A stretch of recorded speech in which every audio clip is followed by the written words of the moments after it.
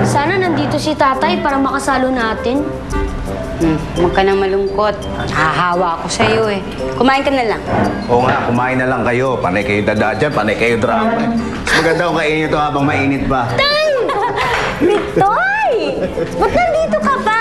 Aga-aga pa naman ako papasok, maaga pa. Tsaka syempre, unahin ko pa ba trabaho? Syempre, unahin ko kayo. Sige na, kumain na kayo. Sige na. Anong gusto mo? Ito. Ikaw talaga? Sige na, kain na. Ako nagluto niya. Sorpresa pa. Sir Pipito, may tawag po kayo. Hello? Ay, Veronica, oh. Sino? Si Mr. Wong? Nandyan? Oo, sige. Sige, punta ako. May problema ba? Kung kailangan mong umalis, ayos lang kami, ha? Hindi, wala naman. Pero, ewan ko, kaya ako pinapapunta naman, Mr. Wong. Naku. Baka nagalit sa akin. Ba't naman po siya magagalit sa inyo? Naalala mo kagabi nung nag-ispadahan kami, di ba natalo siya? Baka nagalit sa akin. Hindi naman siguro. Ano ka ba? Hindi kaya. Siguro, sana nga hindi. O sige, paano? Makakasabay. Sana umalis na ako. Sige. Sige po, inyo po.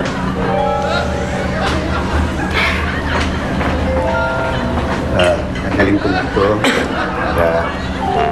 Sa sasakyan ko nakakainin, ha? Ay, naku, ma'am. Alam mo, mag-best friend talaga sila Sir Pipito tsaka si Patrick, no? Ang hilig mag-take out.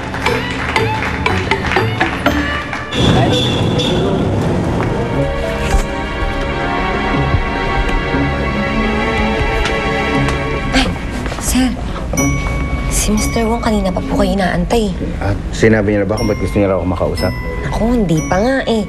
Pero mukhang galit. Kasi mangot eh. Sige. Sir, good luck ha. Ha? Good luck.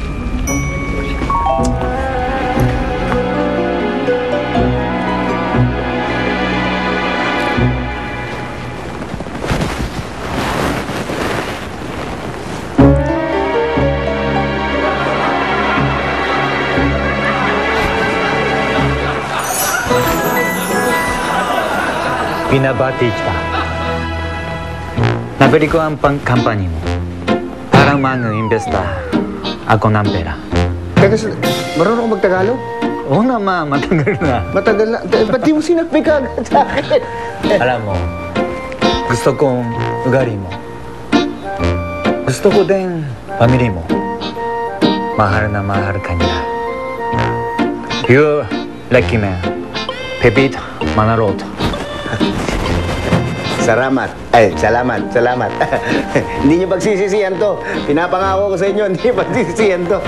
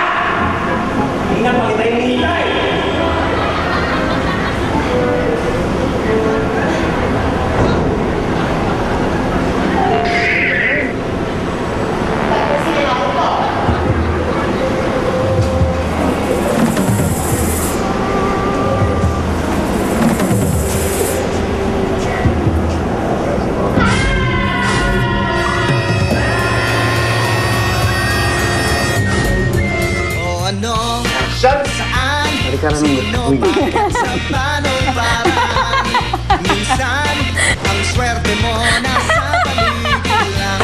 Ang buhay ay ganyan. 5, 4, 3, 2, and...